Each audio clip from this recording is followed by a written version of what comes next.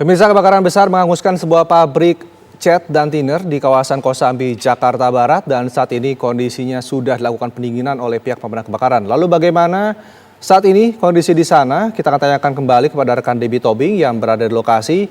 Debbie, bagaimana saat ini kondisi api di lokasi? Apakah sudah semakin padam? Ya, Renda dan juga pemirsa, betul sekali bahwa memang sudah sejauh ini sudah dilakukan pendinginan, proses pendinginan sejak beberapa menit yang lalu, dan memang sampai sejauh ini pendinginan masih terus dilakukan, dan dari pihak pemadam kebakaran masih terus mengerahkan personil untuk terus melakukan pendinginan karena memang nanti ditakutkan ini jika terjadi ada lagi munculnya api seperti itu. Dan untuk mengetahui bagaimana untuk kondisi detail di titik dari kebakaran malam hari ini saya sudah bergabung bersama dengan Bapak Suhartoyo selaku perwira piket malam ini ya Pak ya. Ya Bapak, boleh diinformasikan untuk sejauh ini kan betul Pak sudah dilakukan proses pendinginan? Betul Pak, udah Mbak. Sekarang udah proses pendinginan. Nah ini bagaimana Pak proses pendinginan ini biasanya akan memakan waktu berapa lama Pak? Bisa juga berjalan bisa 3 jam ke depan. Karena bagaimana juga proses pendinginan tadi situasi, kondisi lingkungannya udah aman. Ya. Berarti ini sudah dikonfirmasi bahwa memang tadi api sudah betul-betul padam begitu Pak? Ya belum Pak, karena di dalam itu masih ada nyala sedikit-sedikit, tapi otomatis api itu nggak akan ada perambatan lagi. Dan hanya di tempat TKP-nya. Nah Pak, sebelumnya kan ini tadi juga sudah ada ledakan-ledakan susulan. Bagaimana untuk kondisi untuk pendinginan sejauh ini? Apakah memang nanti ada kemungkinan lagi Pak untuk ada ledakan-ledakan susulan?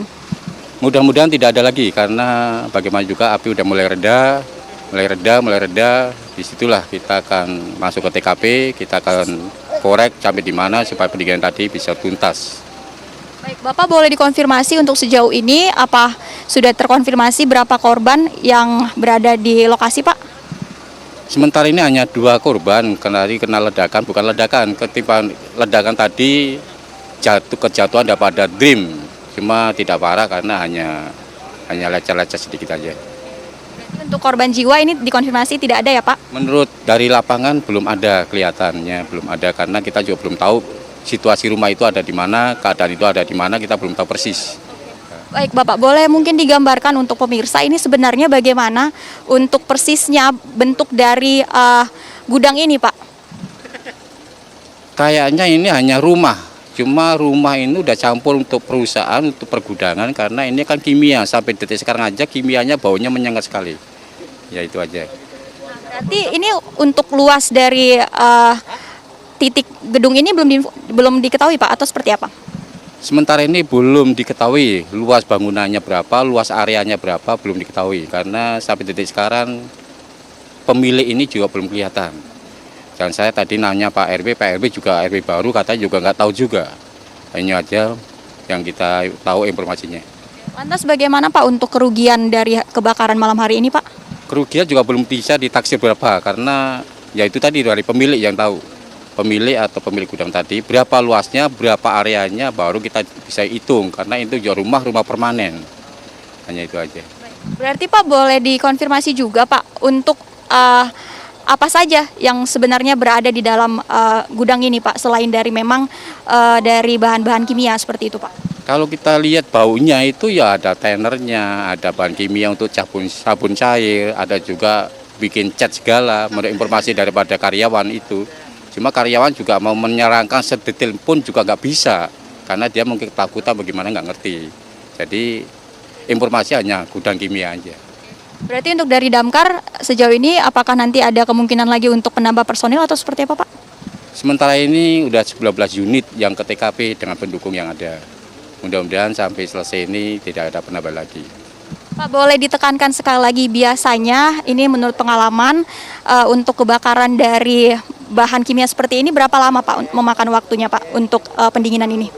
Biasanya bisa 6 jam lebih Pak. Lebih jam. Karena pemadaman ini juga sangat sulit sekali karena kita butuh untuk tipol atau busa yang untuk nutup daripada permukaan api tadi. Dan tadi juga sudah dikerahkan dari unit-unit yang ada, itu juga kehabisan sampai minta daripada suku dinas pemadam kebakaran Jakarta Barat mengirimkan dua kali untuk kirim ke TKP. Berarti sudah dilakukan beberapa antisipasi begitu ya Pak ya. Nah untuk pendinginan ini Pak, apa saja kendala yang sudah mungkin sejauh ini didapat dari pihak Damkar Pak? Sementara sumber air kan lancar kita ini, ya mudah-mudahan nggak ada penambahan yang lain karena Solo Ambonya atau sumber air ini dari kali juga ada, dari kolam renang juga ada, dan mobil pompa untuk nyari sumber air itu ada 4 unit yang ke TKP. Berarti untuk malam hari ini berarti dari pihak Damkar ini fokus untuk pendinginan ya Pak ya? Sementara ini hanya pendinginan aja, mudah-mudahan sampai tuntas nanti baru kita balik kanan. Baik Bapak, terima kasih untuk informasi dan waktunya. Semangat Pak. Nah, itu pemirsa tadi informasi dari Pak Suhartoyo selaku dari perwira piket malam hari ini yang menginformasikan bahwa memang untuk proses sampai hari ini ataupun sampai saat ini sudah dilakukan pendinginan dan memang nanti dikonfirmasi bahwa ini memakan waktu kurang lebih 6 jam. Namun tadi untuk dari proses pemadaman menuju ke pendinginan ini memakan waktu sekitar 3 jam dari sekitar pukul 20:51 waktu Indonesia Barat. Rendra. Mengabarkan langsung dari lokasi pabrik yang terbakar di kawasan Duri Kosambi di Jakarta Barat. Dan pemirsa, demikian Breaking News TV One. Kami akan update informasi terkait kebakaran di Kosambi, Jakarta Barat dalam program Kabar Hari ini. Demikian Breaking News TV One. Saya Renda Kusuma, pamit undur diri. Terima kasih. Sampai jumpa.